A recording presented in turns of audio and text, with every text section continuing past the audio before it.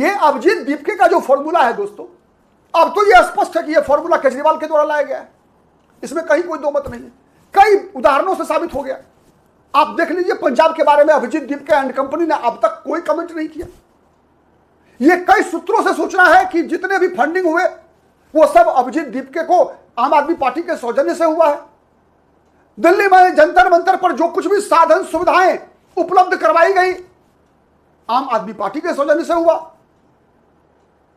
तो इसमें कहीं कोई शक नहीं रहा दोस्तों। तो क्या ये फॉर्मूला अगले लोकसभा चुनाव के लिए Abhijit Dipke and Arvind Kejriwal and company का कोई ज्वाइंट प्रोजेक्ट चल रहा है? दोस्तों नमस्कार।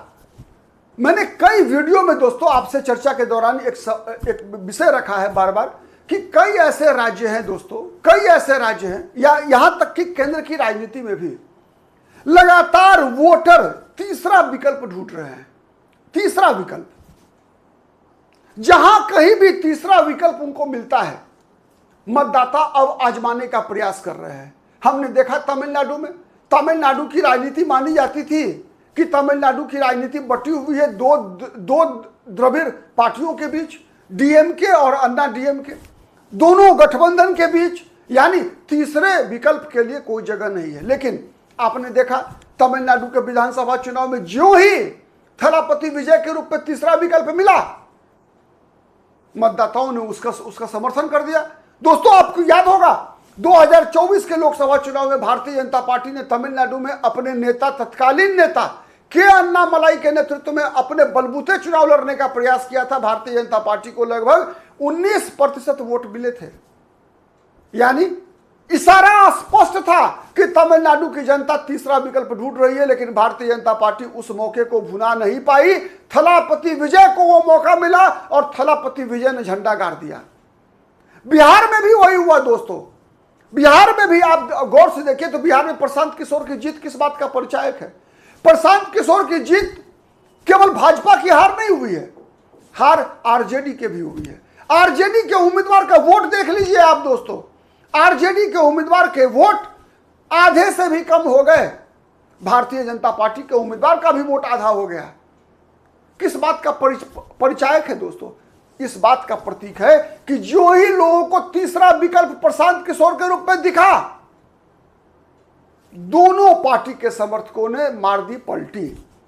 दोस्तों आप कहेंगे कि 9 महीना पहले जब प्रशांत किशोर की पार्टी बिहार में हर विधानसभा सीट पर उम्मीदवार खड़े किए थे, तो फिर क्यों नहीं लगा? ऐसा नहीं लगा इसलिए कि लोगों को भरोसा नहीं था कि प्रशांत किशोर की सरकार बन सकती है।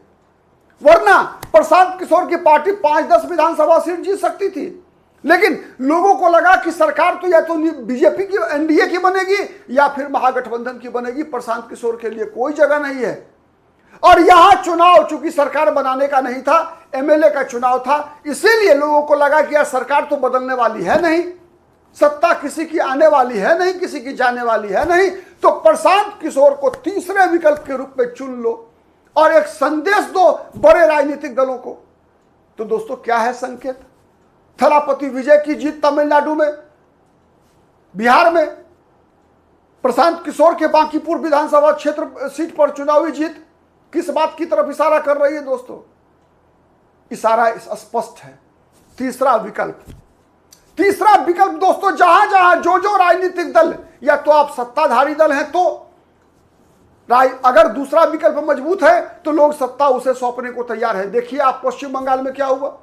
पश्चिम बंगाल में भारतीय जनता पार्टी की जीत की तो लोग उम्मीद कर रहे थे, लेकिन इतनी बड़ी जीत होगी बीजेपी की और ऐसी बुरी स्थिति ममता बनर्जी की होगी कि चुनाव हारने के बाद भी ममता बनर्जी के सांसद, ममता बनर्जी के पार्टी के विधायक सड़क पर निकलने से डर रहे हो, पार्टी छोड़कर बदल रहे हो। इस बात की कल्पना किसी ने नहीं की थी, लेकिन हुआ। तमिलनाडु में कांग्रेस विकल्प के रूप में थी, कांग्रेस सत्ता में आ गई। तीसरा विकल्प लोगों को लगा ही नहीं कि मजबूत है अभी बीजेपी का, लोगों ने सत्ता में नहीं दी बीजेपी को। लेकिन जहां जहां तीसरा विकल्प मजबूत दिखा, प्रशांत किशोर खुद लड़ रहे थे बांकीपुर, तो प्रशांत किशोर को लोगों ने चुनाव जिताया। तमिलनाडु में वैसे ही जब टी विजय को उसका लाभ मिला था। दोस्तों ये बड़ा संकेत है। बड़ा संकेत किस बात की है? तो केंद्रीय राजनीति में भी बड़ा संकेत है दोस्तों। केंद्रीय राजनीति में भी लगातार ये कहा जा रहा है, लगातार ये दावा किया जाता है भारतीय जनता पार्टी की तरफ से, और यहां तक कि गैर भाजपा दल भी, विपक्षी दलों में से भी कई दल इस बात को स्वीकार करते हैं कि राहुल गांधी मोदी का मुकाबला नहीं कर सकते, राहुल गांधी मोदी को चुनाव नहीं हरा सकते। ऐसे मानने वाले लोगों की बड़ी संख्या है। ऐसा मानने वाले लोग बीजेपी के भी समर्थक हैं। अभी बीजेपी को भी वोट देने वाले लोग हैं और विपक्ष को भी वोट देने वाले लोग हैं। वही लोग हैं वैसे ही जैसे बांकीपुर में परिणाम निकल कर आया। यानी बांकीपुर में प्रशांत किशोर को जो वोट मिला, तमिलनाडु में थलापति विजय को जो वोट मिला, ये दोनों प्रकार के वोट थे दोस्तों, दोनों प्रकार के वोट थे। पहले स्टेट राजनीति बटी थी ना, either you are in the favour of BJP और you are in the opposition, next direction. तो यही बात तो प्रशांत किशोर ने कहा कि कब तक बिहार के लोग बीजेपी को हराने के लिए आरजेडी को वोट देंगे और आरजेडी को हराने के लिए बीजेपी को वोट देंगे। कब लोग अपने बच्चों की शिक्षा, अपने बच्चों के रोजगार के लिए वोट करेंगे। और यही वो मामला है दोस्तों जहां से नए नेतृत्व का रास्ता खुलता है। दोस्तों कहीं ना कहीं आप देखेंगे जो वर्तमान एस्टैब्लिश्ड पॉलिटिकल ग्रुप है उसके प्रति एक निराशा का भाव है। दूसरा परिवर्तन मैं बता रहा हूं दोस्तों, दूसरा संकेत बता रहा हूं। ऐसा नहीं हो सकता कि तमिलनाडु में लोगों ने एआईएडीएमके के बदले डीएमडीके या पट्टाली मक्कल कांची पीएमके को कोई संदेश दिया हो कि आप एआईएडीएमके से या डीएमके से अलग होकर लड़िए, हम आपको सरकार में ले आएंगे। ऐसा कोई संकेत नहीं था। यानी तमिलनाडु में भी, बिहार में भी लोगों ने नए चेहरे को आजमाया है।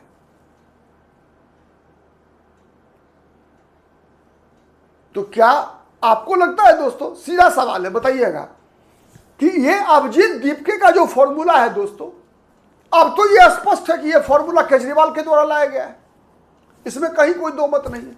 कई उदाहरणों से साबित हो गया। आप देख लीजिए पंजाब के बारे में अभिजीत दीपके एंड कंपनी ने अब तक कोई कमेंट नहीं किया।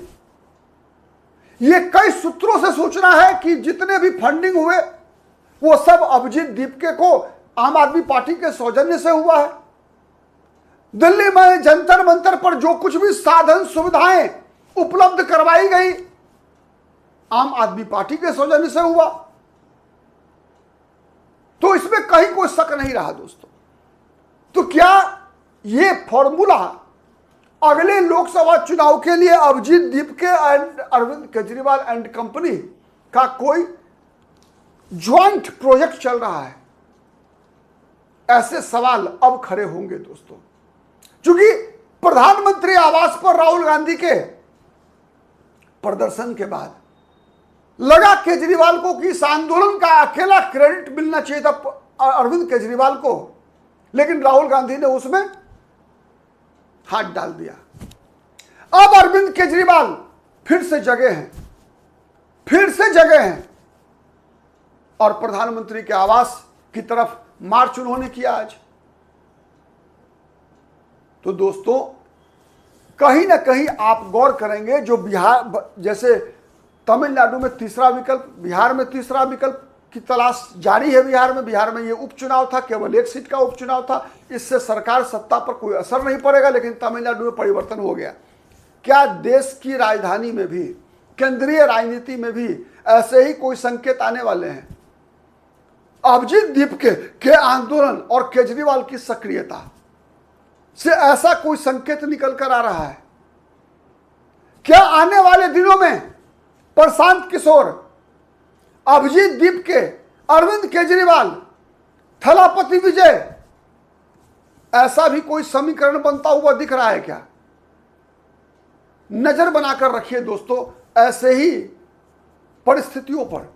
ऐसा कोई चीज आकार जरूर लेने वाला है, लेकिन क्या बहुत जल्द आपके सामने आएगा दोस्तों, और उत्तर प्रदेश और पंजाब के विधानसभा चुनाव से पहले। बने रहिए पॉलिटिकल आइडिया के साथ। हमारा विश्लेषण पसंद आता है तो प्लीज लाइक कीजिए, शेयर कीजिए, जिससे अधिक से अधिक लोगों तक हमारी बातें पहुंचे। अब तक यदि पॉलिटिकल आइडिया को सब्सक्राइब नहीं किया है दोस्तों तो प्लीज डू इट। आज के लिए इतना ही, फिर मुलाकात होगी किसी अन्य मुद्दे पर। तब तक के लिए नमस्कार।